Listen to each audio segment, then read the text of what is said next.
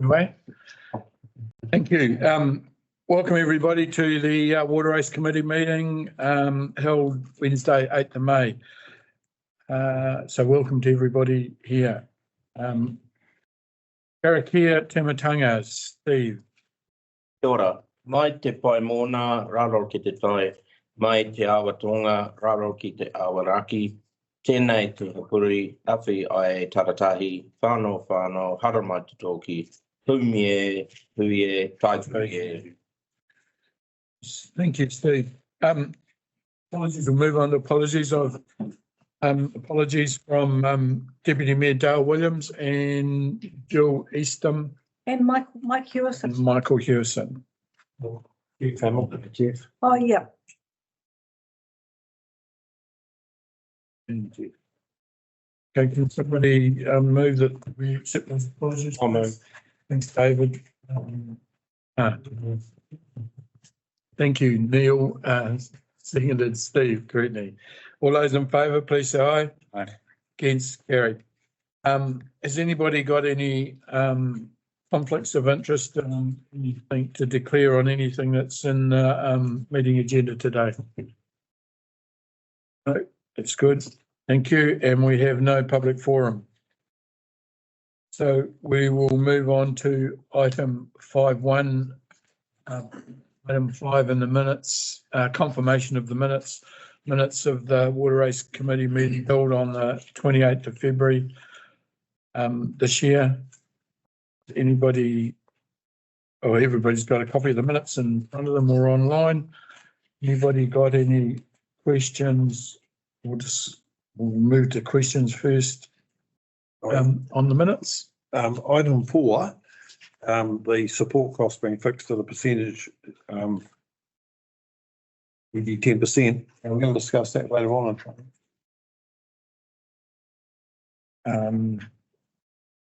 Item 4. Down here, noted. Noted, sorry. Under 6.1. Under 6.1, sorry. Oh, sorry, that's 6. Sorry. Yeah, I'm with you. Last meeting, yeah. We can discuss that later. If we've got somebody here that can give us an answer, or Yeah, well, we need some finality on as to a recommendation going to.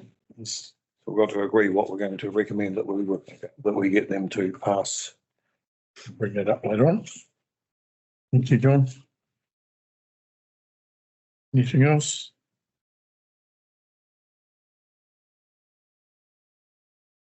The discussion. I have a mover and a seconder that we confirm these meetings. Minutes. Thanks, John. Seconded. David. Thanks, David. Put the motion. All those in favour, please say aye. Against, carried. So item 6 on the agenda, 6.1 is the water race report, and the author Lawrence. Thank you. I'll take the report as read. However, I'll add a bit more context around the consent. I had been discussing with the regional council that a meeting with our experts and area experts. So that has been confirmed for next week, next Wednesday, and getting together with them to discuss any questions they have, whether or not it's able to be answered in a meeting rather than questions and then us writing a report and then going back and forward between them. So hopefully they'll streamline that a little bit. So there's going to be 2 separate meetings on the same day, one for the sort of surface water, which will involve the ecologists, the water quality sort of experts, and the water quantity, so flows in that. And then a later meeting where it looks at the groundwater interlinks between the water race and the groundwater. Any other? That's the main things. So are you going to that I will be, yes, yeah. meeting? Yeah. So, well, can you just, so so the discussion is going to be around water quality? Water quality, the flows in terms of what the flows are. And so one question we need to answer is the efficiencies in terms of how much we're doing. There was an earlier report by WSP which said based on a water balance and a water model that we were losing between 30 to 60% to groundwater, and trying to quantify that a bit. So we've done a further report on that. Right. But maybe just if I can add, but the purpose of that meeting is to almost streamline the process, so that, like Lauren said, if they have any questions or if anything needs to be clarified, that it can be discussed between the experts at the table, and it doesn't go through a formal question and then a report back. So this is to have that meeting is a positive outcome. Yeah, So does it cover water allocation down the waterways? that would be one of the things that likely be discussed, yeah. Yeah, so But that wasn't the actual take, and that hasn't been queried in terms of questioned too much. It's more around however much we're taking, and we're saying we need a minimum of X litres per second. Us providing evidence and reassurance that, trying to answer, you've got certain rules in the PNRP that have to show that we're using it efficiently. So do they question you? But yes, they'll be questioning me and the experts in that, yes. Yeah. And so then, so if you haven't got an answer for them, Then potentially we'll have to go back and do some, or a further meeting, yeah. or you come back to us. Yeah, potentially, to yeah. get the answer. Hmm. So the other thing with these meetings, like some years ago now, we ended up sort of these meetings. We agreed that we would have the representative like you, Lawrence, Mhm. and then you would take Pikey and take one of us, elected members, to those sort of meetings. Mhm. I'm not sure whether this is exactly the forum you want to go, but the problem with the discussions of where it can go wrong is that they're arguing they're talking from a theoretical background. Yep.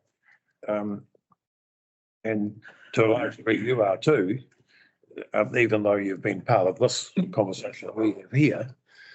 So therefore you can get sort of, you can get outcomes that you don't really want, or you can get assumptions made. And whereas this is what we sort of agreed years ago, was like when you had those discussions, so Pikey obviously knows more about than any of us by far. So you had a practical person, the person that actually ran the scheme, going with you, and maybe even an elected member or two as well to those meetings. Yep. Is that possible? Because like Pikey, in my view, or probably in our view, should be there, because it's the one person that does understand the system intimately. Mhm. Is that possible? That's possible, yeah. Yeah. So would we? It's not a closed shop or anything like that. No, that's what I'm. It's yeah, it's just going to be, yep, no, that's fine going with this. Lawrence, Lawrence, I just, all my sort of time involved through all this sort of thing, and involvement with Piklet, with the water races, there is such a wealth of knowledge there that could well be really helpful. Mhm. And I think from the ratepayers of the water race, I think it would be really good. We would feel really great if someone like him, if Pikey was there to assist. Mhm. I don't quite know, sometimes you've got to sort of gag Pikey, but I'm sure you could talk to him and would talk beforehand. But it's John includes. He's here. I know he's here. He is leaning behind me. Just cut the water off. You've been giving me advice for 40 years and I haven't taken any. I know, nor have others. It's such a valuable wealth of knowledge. Mhm. And as ratepayers, this race, as you well know, is actually critical to our businesses. And the rates we pay to the council, to have it serviced and looked after. And we want to make sure that the regional council actually understands, the nitty gritty about this water race, because honestly, there's so much involved in that water race that I don't even know about. No one around here, this room other than probably Pikey, knows it like that. Yeah. That where water comes from, where it feeds, which other water sources get fed by our water race system. Mhm. And he's dining on the spot. So I might be speaking a bit out of turn when I say talk now, but I just think John's brought up a really good point about trying to see if he can involve him with you guys. I think it'd be invaluable. Do we have to move a motion that happens, or can we just accept that it's part of business? You happy with that? The way I see it, we could take it as an action. Yeah. And I'm writing it right down right now so that we can, we need on the ground knowledge at informal meetings, basically. That could be very helpful to Florence. Yeah. Can I ask, so what information are they looking for? That's one thing of the meeting, is to try to get Greater Wellington to outline better. Yeah. Because we've been putting the reports in and saying, is this what you're sort of looking for? And they're sort of going, oh, well, we'll get our experts. So that's why I'm trying to get out of putting in a report, giving them information and then getting a whole lot of questions back after 3 weeks. So, yeah. In that case, someone like Pikey would be invaluable, I'd suggest. Yeah. Discussion. That's appalling, you having to write reports and say, is this what you want? They should ask clearly, you should have a definitive questions, which they want answered. You answer those. And if no more questions come back, but that's It's maybe I termed it a little bit wrong in terms of they've got the PNRP and we're trying to provide sufficient information without going too in depth and going and it basically cost the whole. Yeah, because I've had a report from the consultants to say this is what and there's like 40 different boreholes and that sort of thing. And I'm going, we need to be conscious that we don't have a lot of money to spend. We don't want to. This isn't a this isn't a science experiment that we're trying to understand. We've got to be conscious that trying to get the best bang for buck. it's a simple system. It is, Very and it doesn't. Simple In terms of simple decisions around it. How many jobs in the regional council does it support? Okay, so that discussion will take an action. Okay. Move on to, sorry, Ron. Sorry, that was around the consent. Yeah. And there's a little bit more in terms of the report. Was there anything else in the report that have any questions? Ron, why don't you go first? Just a couple of issues. I just need a better understanding. Page 13, under updated water race overseers report. Issues around people continuing to erect fences which are causing concerns and issues. You want to talk to us a bit about, explain that a bit to me, what they're doing? Just the location. If they consult with us, we request it to be within a metre of the race so that we can work over. Yeah. And we have room to put, if there's a small amount of cleanings between the edge of the race and the fence, if it's a big amount, we can lift it over and put it in the paddock. But with the 3 metre riparian planting, the water race is where that wall is. I can't buy a digger that can reach far enough to clean it. So how are you handling that? Well, we're doing our bylaws an upgrade and we haven't got round to doing that. So Johannes is probably further ahead on that than me. Maybe a suggestion would be that on a property where they've done something around the water race, that makes it more difficult or more costly to do maintenance, that those properties then that it's their responsibility to make those adjustments. So, but that's probably something that we can work through.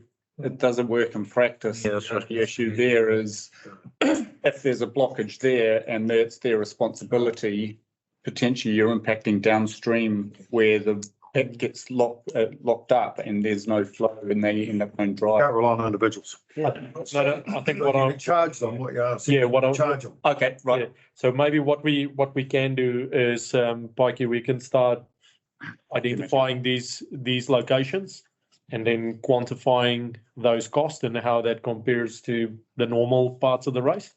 Yeah. And then that's probably something that we can bring back to the committee and say, do you want us to do something different with these properties? Well, there's two things I'd ask, because one, for every ratepayer who's a water race owner, do they get a pamphlet that says what their responsibilities are, they get that pamphlet, and like if you cannot put a fence, so many. We haven't come out. They get That that. was going to be a code of practice. We haven't come out with a code of practice. Yeah, We sent one last year, and usually the last year, didn't we? Then we sent. I mean, if there's a code of practice that they all receive and they know these are the rules. Yeah. You put a fence out, we're going to tear it up. Yeah. When it comes time to clean, we're going to tear your fence up. If you plant riparian, if you do riparian planting alongside of a water race, is that permissible under a code of compliance? No. So We will tear it up. Or I think it's a tricky situation. It's a tricky situation right now. 3 weeks ago, the government announced that the freshwater plan and all that's going to change. Well, some of the fences that have been erected in the last month that are in the right place have now had the wire taken down. Right. Others now believe that they don't have to fence their water races. So all the posts are still there, which we can work around. So there is a lot of confusion out there as to what actually has to be done. The riparian planting is a separate issue because it takes 4 metres. But just the fencing of it, whether there's a wire there or not, is. How quickly can we tidy that up for I you? think we can maybe put that back on the, Worth putting out a letter to all the. but also Right the there. code of conduct. If we can finalize that. A code of compliance, Yeah. water race rules, I don't care what you call it. Yeah. I think If everyone's already been finalised. out there and you can point to it and say, and how we have to split that in a council, then let's talk about that. But to have, staff running around trying to manage each and every misplaced bloody fence and the water race budget, wearing the impact of that, I just don't think that's a very satisfactory situation. Yep, we can do action for that. Yeah, okay. Part of the issue, I think, was that regional council ran around telling people to plant side creeks and giving them trees and saying 3 metres out. Yeah. And then, because we come along, can't clean. So we talked about this morning, and my view is similar to yours, that you say you've got 2 options. One is that you're going to charge man hours for digging, if they're going to put men in to do it manually, you're going to be paying, and the other is that you shift your fence. Yeah. Shift your trees. That's it. Okay, yeah, well, no, that There's 2 just concerned me. I think in a well-defined set of rules, haven't got them. Simple. Pikey, can I just ask one question about the extra, when people want it carted away? And to me, the standard way as a ratepayer, the machine comes in, cleans it out, plonks it on the side, then, and that's what my rates are covering out of them. So how do you distinguish when someone says, I don't want that on there, I want it taken away? Are they charged? But they pay the contractor privately. Okay, so Like down at Nolan Terry's at the moment, we've thrown it out on the track. Yeah.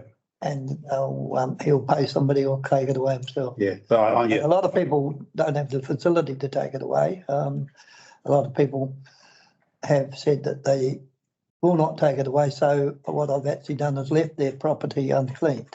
Right. So when it floods in the winter, of course, by accepting the flood, or paying to take it away. Yeah. Okay.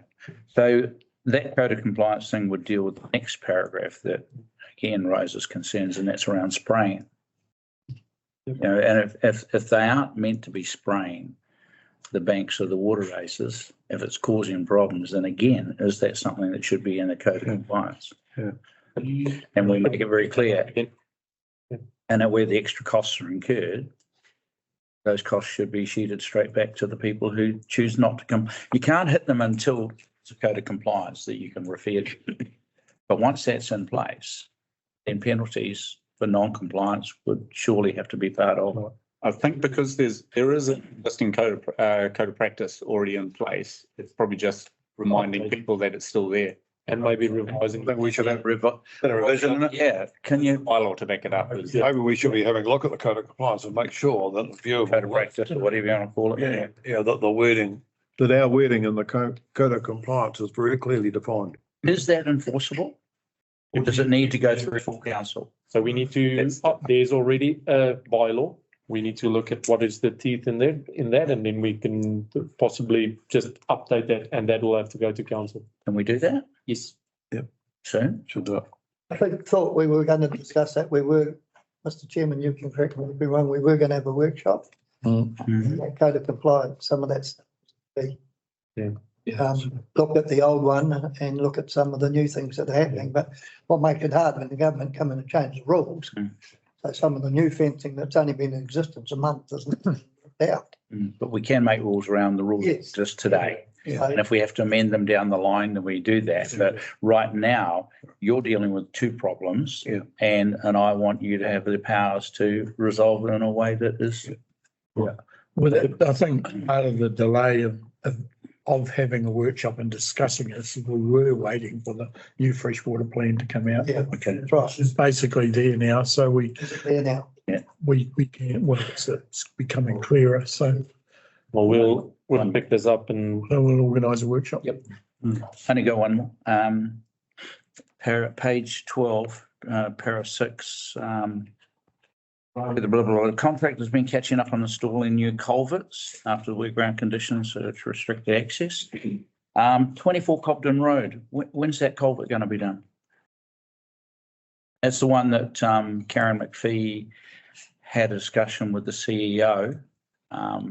Well, I don't know anything about that, but Johannes and Twinkle and I looked at Do it. you know about it? I don't know what the, Okay, so what I will do, because it did come to me a while ago, and I think Jeff had a bit of a conversation with her, and because she said that she's got property damage, and she said something about if you don't fix it, I'll have to get a lawyer, which set Jeff off, and he said, if you're going to get lawyered up, then I'm out of here, and it's never been. So it was never. hasn't come. so Potentially. I might catch up with you afterwards. And get Okay, so information.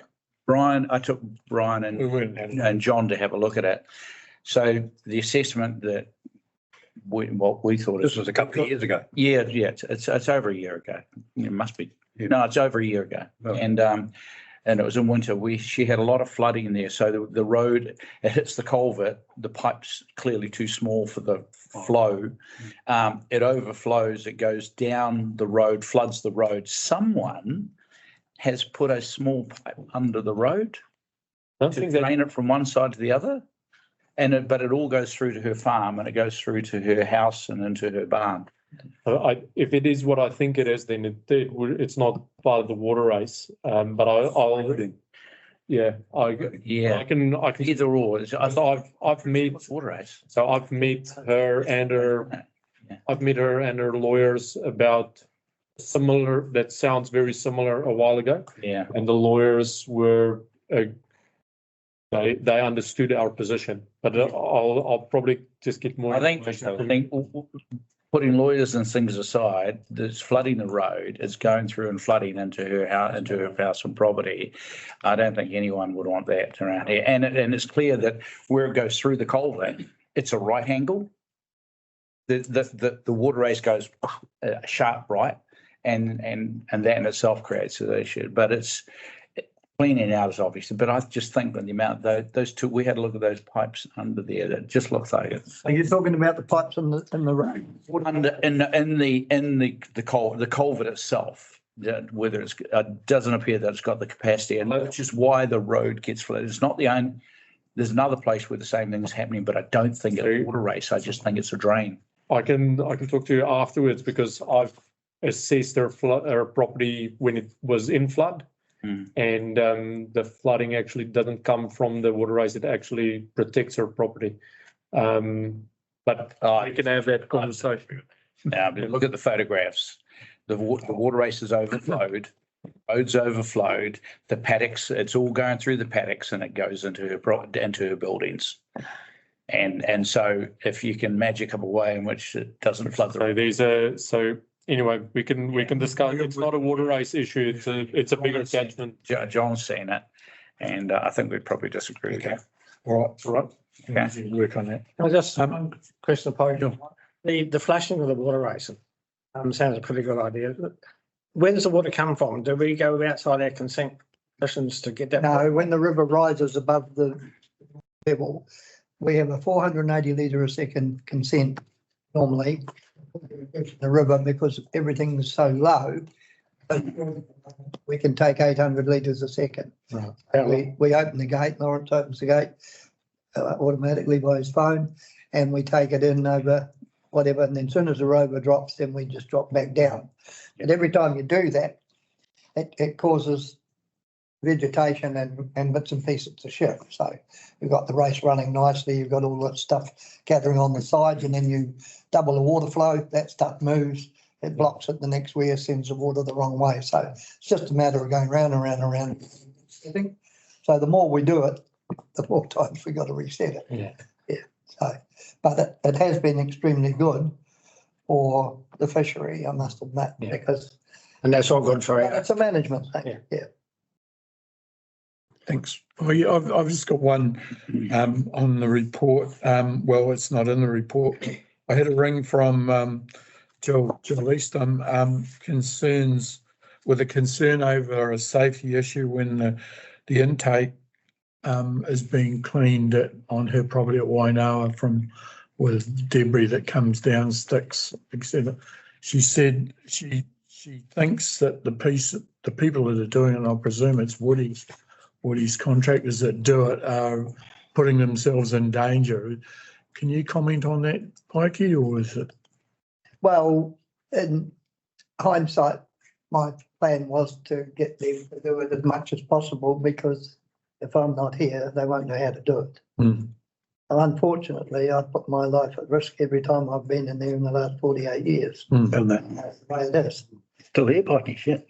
Yeah, it's, you got to look at it when to do it. There's times to do it. I mean, when the works was running and we lost most of the bank there, and the freezing works didn't want to send all their workers home, so they brought up a big hemp rope and 12 guys with a rope tied around me and threw me out in the middle of the river to smash a hole in a concrete pipe with a sledgehammer to get water. So that's what happens sometimes. But what's causing it at the moment with the big build up, and it's only fine material like leaves and pine needles and small debris. The way the intake's set up, most of the big stuff washes off. Occasionally we have to cut some with a chainsaw. Is that we are due to get into the river, and it's a monetary thing. I don't want to repair the tabletop weir if I can get away with it now, because the winter coming, because it'll get hammered in the winter. I want to try and leave it till later on and do it then. The material we'll use to repair the tabletop weir has created an island upstream, which is directing the rubbish directly onto the intake. So we would normally take that island away, and then the rubbish would run down the middle, and our intake would be a lot better off. So it's just the circumstances, the way it goes. Can you take the island away? Well, we want the island to repair our tabletop, so we pick it up from where it is downstream. If I take it away or push it somewhere else, then the floods take it away, it's lost. I've got no material to repair my weir. So, and I don't wish to repair the weir if I can keep getting enough water now before the winter. The winter will hammer it and all our work will be gone. So I might as well just take the money and throw it in the river. I'd rather wait for the summer and fix it then we'll get right through the low flows. Which river are you going to throw? What time? we'll get this resolved. So at the moment, a contractor is doing the, I either do it, Woody does it, or one or two of his men. So- If it's closest to the river at the time we need to clear it, yeah, just zips up and does it. But I have so, been reluctantly not doing it to give them the experience of learning how to do it.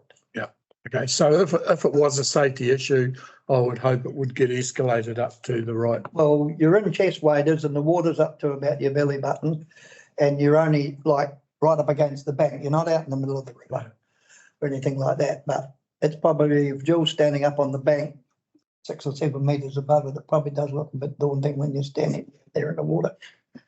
What we can do is we can just review safe working procedure and ensure that whether it's us or whether it's Pikey or the contractor that's doing it, that they're safe while doing it. Thank you. I'm sorry. No, it's probably covered. I was just going to say, my way of thinking, maybe if Pikey was to, next time he knows it's going to happen, meet with Jill, she's right there, go down, have a look at it with them, and then maybe just Pikey or someone else in the management could just point out to the contractor that there has been a concern raised, but please, we need you to be safe and careful. I think It's probably fixed really easy. I send 2 people instead of 1. So if the person in the water gets into trouble, there's at least somebody there to float them. But the good part about it is no phone company, so you can't ring for help. I think we need to, because a safety concern has been raised, we need to address it. Through our piece, so we'll do that. Thank you. It's just not setting up a new traffic management. Just give Pikey a bit of info. Costing council another. Okay. Is there any other questions or discussion on the Brian, officer's report? Sorry, I've got one. Mikey, just you've mentioned in there about the people relying on spraying. How does the stormwater or overland routes of some of the water through just stormwater drains, if people are spraying all that, how does that impact your water races if they're just getting in there and spraying So it? using the correct spray, it only kills what it touches. So in theory, and the spray's a big issue. It's actually the people that have sprayed their private drains or water courses regularly are now finding out that weeds grow, flower and die. You spray them, they die, they rot down, you end up with 3 times the amount of sediment. Yep. That is causing a water quality issue in some of those things. So Spraying is now sort of going the other way. It was a short-term fix. It always has been for us. If you've got a paddock of wheat that's a month off harvesting and the water rates are going to run over, we'd spray it in 10 days. The weeds died, the water's gone down, you harvest your crop, then we come in and clean. So it was only ever a short-term fix. It's not a permanent solution. No, I was more meaning, so some of these property owners or landowners, they might not have the water race through their property, but they're impacting the water race just on the neighbour's property. So they might not receive the messaging that we're talking about sending out because they don't have the water race on there. Is there a way that we can get messaging out to them? Well, We don't want them. I think it's coming down. There's only one spray that's at the moment that's, according to GW, that can be used to spray on waterways. And I think that's fast getting to the stage that that's not going to be recommended. So spraying of waterways is probably not going to be a thing of the future. Because if you look at stormwater anywhere, you spray around there, where does all the road residue go? You don't know. thank you. Lawrence? And I was sorry, just the one point, because we do have the recommendation at the end. Point 4 on page 11, about the council received a request to remove the water race from a property from Hogden. So the water race will still flow through their property. There's no way we can reroute it to get around it. So the recommendation at the moment is that we just say you can pipe it, but we're not going to remove it, because potentially if they sold it, it would still be a resource that could be connected in. I mean, if somebody just doesn't use any water, they're still charged for that service that they can use. And that section needs to be maintained as well, so. And it'll still be rated on these. Yep. And nothing changes. Agree with that. Have you, we've talked often about mapping the water races. And we've sort of had, we seem to have had numerous goes at sort of mapping. Are the water races accurately mapped now? If you look at the GIS system, I would say they're fairly accurate. I mean, if you look at it in terms of the aerial, there are some sections where it doesn't quite align, but it's pretty good. Yeah. So Most of it's the classification is what actually is a water course and those artificial blah, blah, blah. And how it's treated. The management of them is different, which makes it a bit so hard. the classification, is it classified correctly or is it still that question mark over? Yes, I think probably majority of it is fairly close. There are some where it's going to be incorrectly classified. But the Sharps was a good example where it was incorrectly classified. The regional council came on side, we met them, they agreed that it was incorrect and they'll go back and change it. So there is a process, if it is wrong, that they'll that it's able to be changed. So the classification, in terms of regional council, the classification has been an ongoing unresolved discussion.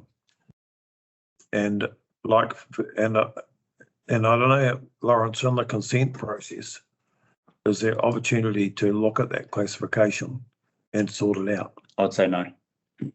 Because the classification. We've done it separate to the consenting process. Eh? They've done it separate to this consenting process. So, because the classification, it's caused ongoing issues in the past over what's a natural stream, whether we're feeding it with more wastewater, whether Pikey's got to clean it. There's always been that problem. Yeah. And going back to Fran Wild's day, which was a fair few years ago, when she was chairman of the regional council, she came up here and we had the discussion. And her view at the time was that we want, if it's water race fed by water race, we want nothing to do with it. But nothing actually got documented at that time. If it had been documented, then like Booth Creek what's that one? Parkvale Stream, sorry. They're both fed by water race water solely. If it wasn't for water race water, they'd be dry. They wouldn't exist. They're out. Like, there's no water going into Booth Creek. At the beginning of where it starts, it is absolutely dry until the water race feeds it. And that carries on right through. And this is where it's ended up with this grey area going on. And it really should be, the classifications really want to be sorted so that if it's water race, if it's fed by water race, it's obviously water race water. And so therefore we're responsible for cleaning, maintaining, and we rate the rate paths for the use of it. Mm-hmm. But how do you get around? So when I suppose the question is, if it's gone on for as long as we've been around and it sort of got clarified, it got sort of sorted by Fran Wild as on a statement to all of us here, but nothing was ever documented and we've gone on since then. So where's the point where we can actually sit down with the regional council and clarify it so that ongoing we don't have just continued discussions and sometimes arguments where regional council make it difficult for Pikey to own a clean because they believe that that's a natural stream or thermal stream, whatever. Where's that? I think what Lauren said is where we do disagree with them, there's a process where we can change it, and we've done that in the past. So that's where we are now. And then it's important that the resource consent and the classification are two different. Yeah, I get that. Yeah.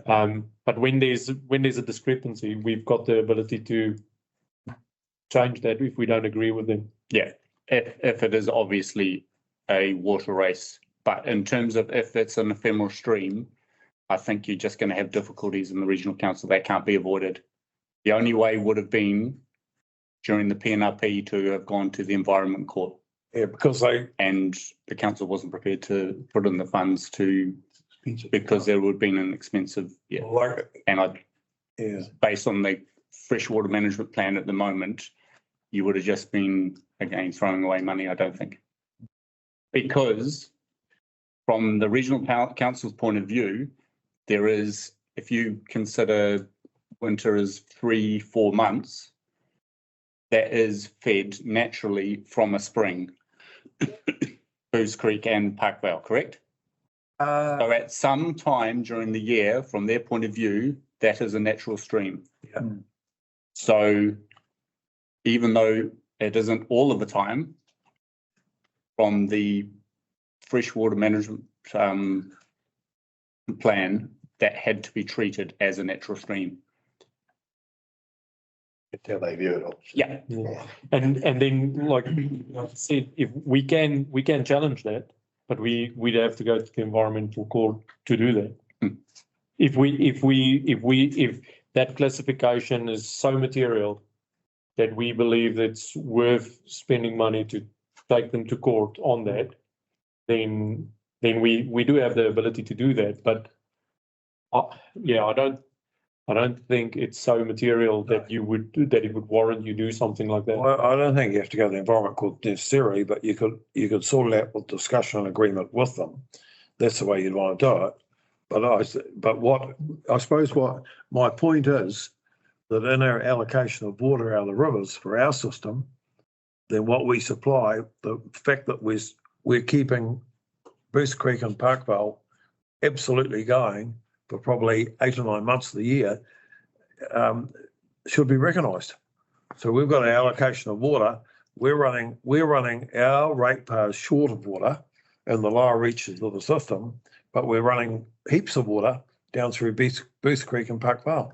Yeah. So in terms of the allocation, that is recognised through the resource consent process, and that's part of why we need the ecological expert to help our case in terms of we are supporting those ecosystems. So that's in our benefit, and they will recognise that.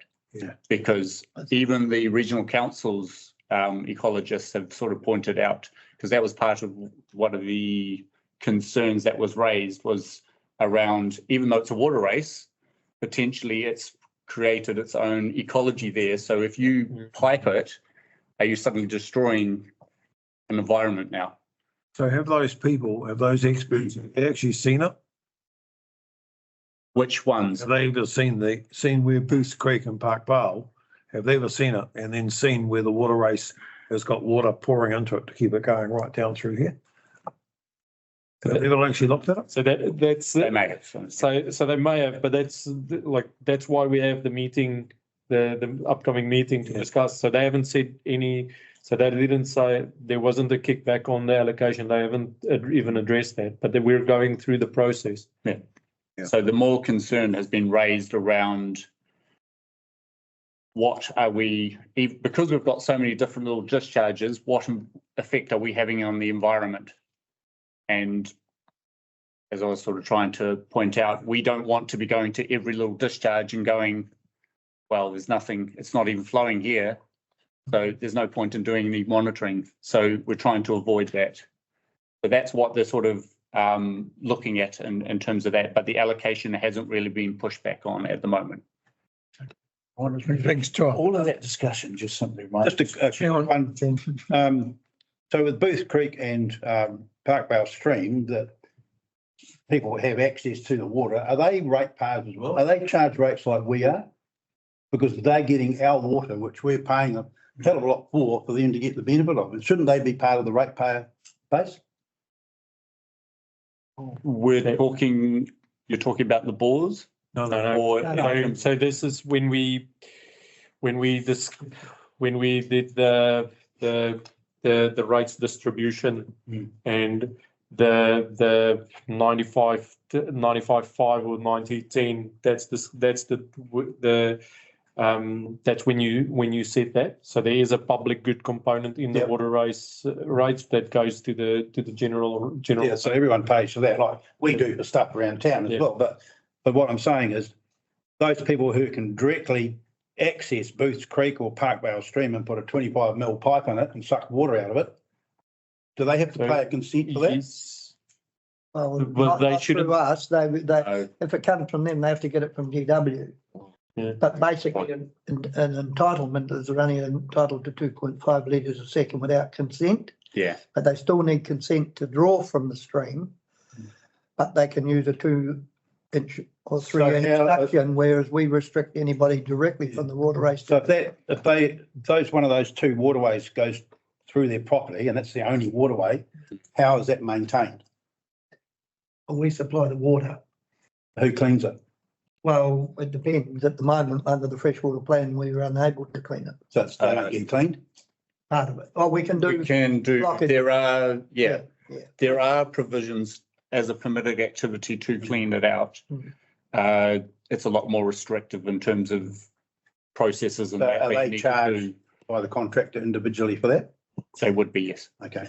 because it's their responsibility and Greater, So we're not- because Greater Wellington don't do any cleaning unless it's like the Mungatireri or the. Well, they're only allowed 5 Mahanga. metres, then gap, 50 metres. a bit Does the ridiculous. contractor do that though? Who arranges for the contractor to go in there? Is it? It would be the owner. I do. But like you ring up and say you want that Parkvale Stream cleaned, I get you to get the consent from GW. But what's meant to happen is you're meant to manage it, but I safely have to manage my contractor so we don't get into trouble. So I have to get my guys to put But- their heels back, but you should do it. But the question, Pikey, is that the cost is going to that property owner, The right? Not contractor to, sends not an to us. account to the landowner. Yeah. Correct. It doesn't go through us. Are they paying for the water as such? Are we providing water to them at no cost to them? That's, As Johannes said, it's a split, isn't it, Johannes? Come on. Yeah, but that's totally. That's a different question. John might be In paying. terms of, yeah.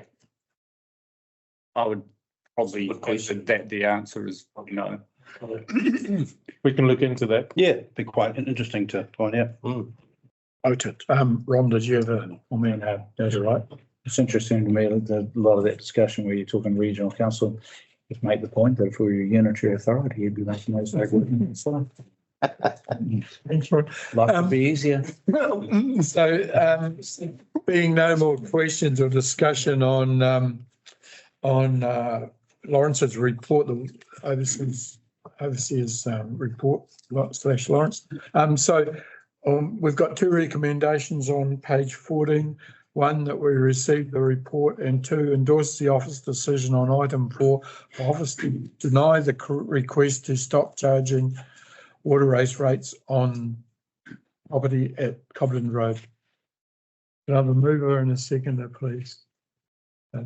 Thanks, Neil. And a seconder. Steve. I'll put the motion. All those in favour, I'll move them both together. Recommendations together 1 and 2. All those in favour, please say aye. Against, carried. Thank you. So it's item 6.2 on the agenda, on page 15, quarterly water quality report. And once again, Lawrence, this is your report. So this is just a bit of an update in terms of the water quality monitoring that we've been undertaking, and just the updated graphs. We do monitor a lot more, but these are just a snapshot. I can provide, if anybody is interested, I've got it summarized in terms of the long-term average, minimum maximums, and the last 12 months, the separate couple of spreadsheets. Is this a combination of the testing sites, is it? Yes. Oh, yes. So you've got Carrington and Karakia all at the same point, because we're consenting them at the same time. So. Okay. Thanks, Lawrence. So, I mean, looking at the graphs and the downward trend that they are showing on an average on all TC, coal, phosphorus and nitrogen. It's looking pretty good from the way I can read it. I think it's hard to read much into this though, isn't it, when they're all jammed in together? Because the idea that the test is like this test at the beginning of the water races and the end. Yeah. And then in the middle. So when you see them, you can see if anything's out of kilter. Mhm. Whereas this way you can't, you don't average see. To be fair to Lawrence, we did do some a little while ago where we had them all separated out, which is really good, and perhaps, I think it's a better way. in my view. yeah, I think he's probably just trying to condense it a little bit. Is that Yeah. correct, Lawrence? And Yeah. the average? Shows the trend. Because you see the individual ones, so you know. how it's Yeah. going, but it doesn't sort And of. there was one point that we've had to correct the Carrington because the upstream, downstream results haven't been consistent in terms of what they've been doing. So that is going to be updated. Sort of perhaps probably once every or twice a year, once a year that we got a full analysis of them all. Lawrence, if that's not too much. That's why I was saying I do have that easily representable as a spreadsheet with all the parameters, so I can send that around easily enough. Yeah, If you It was, yeah, they will. yeah, I did have it on a single sheet, but then I went, actually, you're not going to be able to read that. Okay. Might be just an extra page in the report.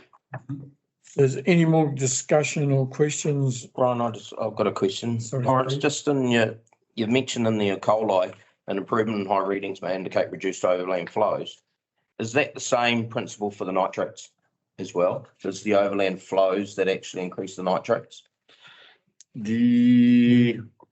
That's unclear whether or not that's a change in land use.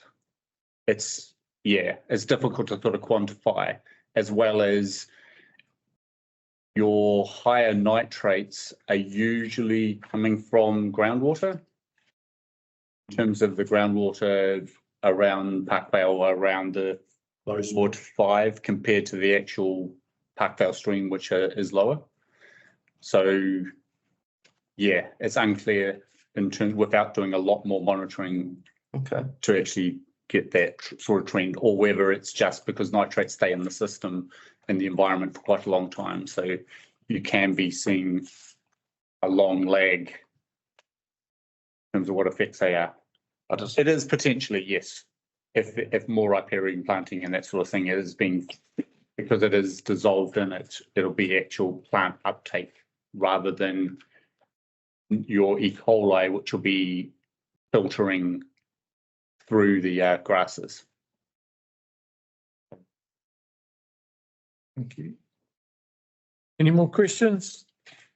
If not, we've just got one recommendation that we receive the report. And I'm going to move around a second, please. I'll move. Second, Steve. G. Yes. All those in favour, please say aye. Against, carried. Thank you. Item 6.3 on the agenda on page 17 is the water race financial report. And Kyra, sorry, I didn't welcome you before, Kyra, but it's your report, so. Yes. So it's pretty much explanation what we've got in the report. If anybody has any questions or needs me to look into anything.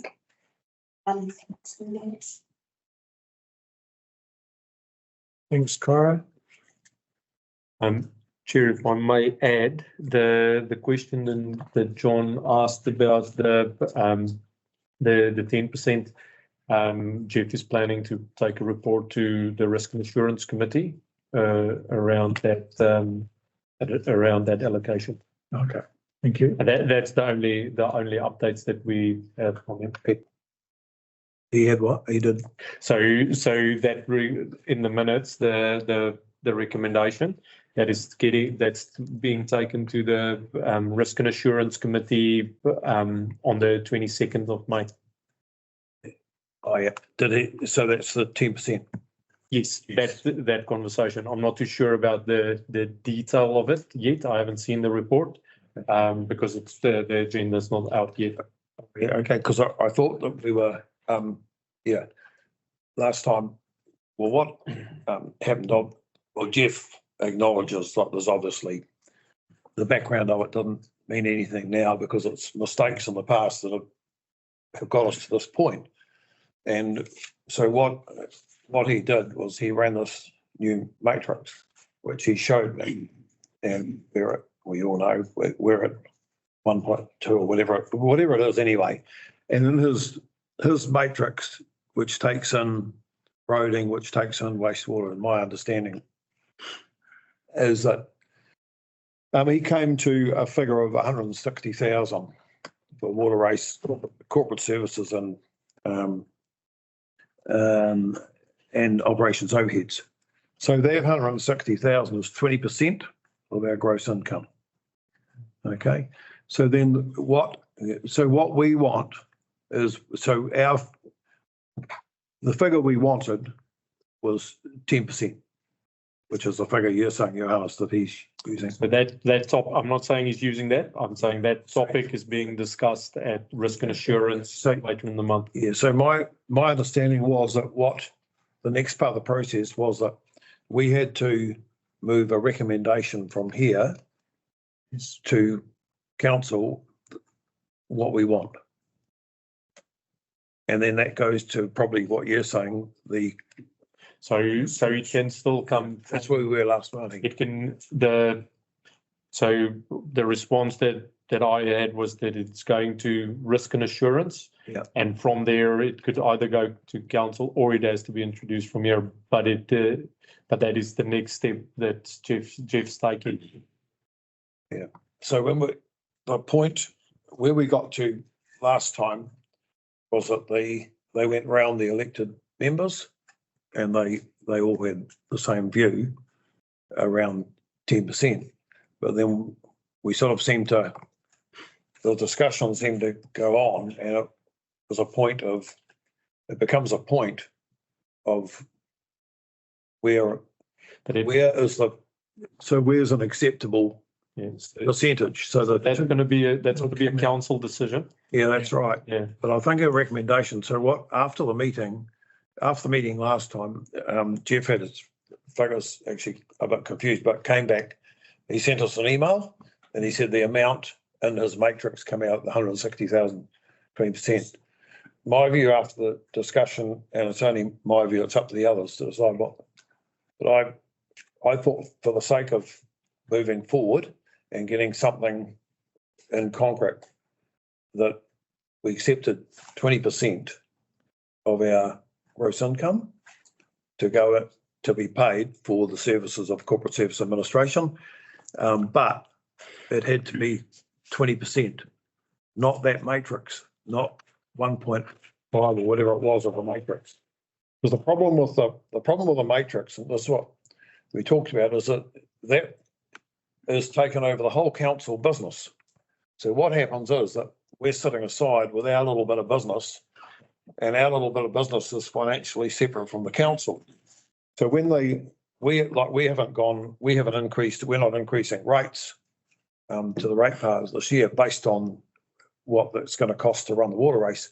So what happens is the matrix is that, and this is what John highlighted last time, when you look at the last 3 years, there have been increases in costs to the water race committee, but there's been there's for no reason other than you were part of the great big council administration.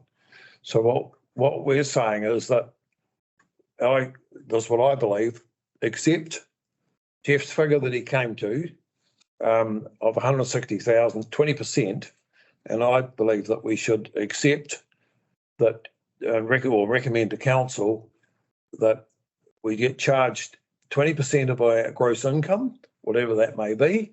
So as that goes up over the years, obviously the 20%, the amount goes up, but it's got to be 20%, not part of a matrix. Where we've been caught over the years is when we're part of the matrix, whatever that may be, we're part of this global administration cost. So as Carterton grows, or as more regulations come down from government or whatever, then the cost of the administration of corporate services is going up to the whole council, and we're being hooked into that, and we shouldn't be. So so I'd like to hear others' views, but my view is that, bearing in mind the discussion we've had at length over the past 3 or 4 meetings, particularly, that we accept 20% of our gross income go to the council for corporate service administration. It's set at 20%, not part of the matrix. But John, understand your concerns and your explanations. As Johannes has said, this is going to come up at the Risk and assurance. assurance meeting, and we do have an opportunity there for a public forum. oh yeah, And input. And you get a 5-minute slot to put your case up. So if that's the opportunity that you want, that's the time to. John. Yeah, could I just add in there, I think what I'm hearing, Harness, is that Jeff's putting a paper up, is that right, to the risk and insurance? Yes. Okay, so I'd really like, once that you've had that they've had that discussion, that come back to the Water Race Committee. Yep. And then at that, when we have that meeting, that's when we'd like to put some finality into it, after risk and insurance have heard it, discussed it, and then come back to us, because it directly affects us. or do we go to risk and insurance, John? We do that as Go well. to that. No. Well, you can go to that and have a say in the public forum, and that will get the view of. But all the councillors around you, not just 3 or 4. Yeah. like Yeah. out here. And then they will discuss it, and then they'll put together, Jeff will present a paper, they will discuss it, and then, but I'd like that then to come back to this before there's a final decision made by the elected members. Mindful of time as well, because, end of June is when everything's got to be signed off by. Well, we want to act, don't want this to go on for another year. No. Yeah, I would say that I would like to see more information. I would like to see the paper that John talks about. I take your point that yes, it's, we should be paying what is our fair share and not over and above. But I would like to see more information in front of me written down so that I can sort of comprehend it a bit better and before I make a decision. Okay. And I think, a meeting after the risk and assessment committee would be essential, really. Are any of the risk and insurance committee members here? Any elected members? Steve, okay. Yeah, it's chaired independently. Philip Jones still. Oh, Philip does it, does he? Philip Jones, yes. Okay, so I think So what do we do? What do we have to do then? When it was spoken about around the table last time, there were some very good points raised, and I know Dale raised it, that the Water Race Committee could go out and seek. Yeah. So that's something that the Water Race Committee needs to remember, is you've got utilising specialist people, the likes of Johannes, Lawrence And Pikey. and Pikey, and I'd hate to think what that would cost you if you went out to, it's the fact that those 3 can be utilised by council to do all their other things that they do, which keeps that cost down. I think that cost would be a heck of a lot more than 20% if you went and got it actually privately, or got a private company to give you a quote. So it's difficult to get Jeff to, I guess, break it down to every individual dollar as to why he's come up with that figure. And to throw 20% at it, I'm not sure how you make that work. Can I just see enough comments? I think that's why my suggestion is, once you had your discussion and that it comes back, so we can look at it and everybody can either put it to bits and put it back together or whatever. And I mean, I'm pretty certain everyone in this room is mindful of who makes the final decision, and it's not us. But we can make recommendations for it and give advice, and as water race ratepayers, we're the ones directly affected. So I mean, that's what I'd like to see, is after you guys have torn into it, and we have an opportunity as the Water Race Committee and with the management that sits on it to maybe give explanation about why they've got to, why you've got to. We can all sit in at that meeting too. You don't. Oh, it'd be quite good to come and listen. Yeah, I think that was an advantage, if I recall correctly. Oh, he's not here. When this discussion to start, there was a view from some that you wanted a workshop, so you could actually go through line by line what the numbers were, because there is always there are two options, and one is that council continues to collect the revenue on your behalf and do the work according to an agreed plan and process, or council removes itself and you take set up an entity and contract someone into, and those are the two options. And it seems to me that this is having council do it, utilising the resources, has strong advantages, but it's not. It's Waterways owner's decision at the end of the day. I think. But it might be just that some of those, get some clarity around those numbers and that. I think you might want to consider having, it's not for me to say, but you might want to consider a workshop to go through those numbers. So you can. I thought meeting that was what's going to happen. We were going to have a workshop. I thought that's where we were. I thought that's where we were going at this stage, but I think we're. No, and the reason. I don't know why it didn't got bypassed. Well, I don't think it's got bypassed. I think we were just trying to wait for the freshwater plan to get sort of semi-finalised as such. And now is probably once after risk insurance on. We can look for dates for the workshop pretty quick after that. Mr. Chairman, that's where I've got it. That's why I do have a question. It's about carts and horses, you know, and my question is, which do you do first? You know, what's the point of having referring something to audit and risk if there's no real clarity around, or if people feel that they don't have clarity around numbers? If the workshop was to satisfy people's concerns and questions, then the audit and risk thing might not even be necessary. But I don't know. I'm just saying, is this a cart and horse around way around? That's right.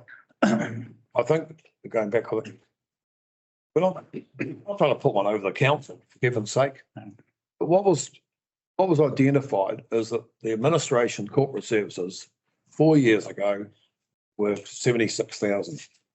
In 1 year, they jumped to 335. And then they've gone up from there.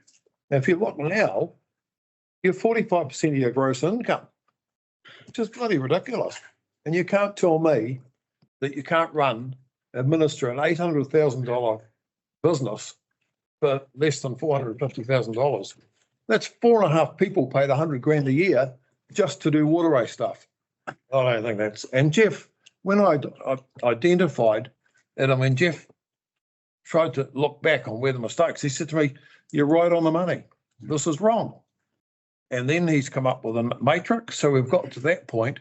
And then my understanding at last meeting was that we were to, what he was looking for was a recommendation from us to go to council on the number, what we wanted. So he came up with these matrix and come up with 160,000. We were asking for, we thought 10%, which was a figure that's used in other council activities, cost of administration when they do other business. And what I'm saying now is accept 20%, which is Jeff's figure, but the only thing is make it 20%, not part of the big conglomerate business that deals to us unwarranted increases on our business. Johannes, do you know what the agenda item is? I'm having a look. I'm trying to go there now and to see exactly what it is.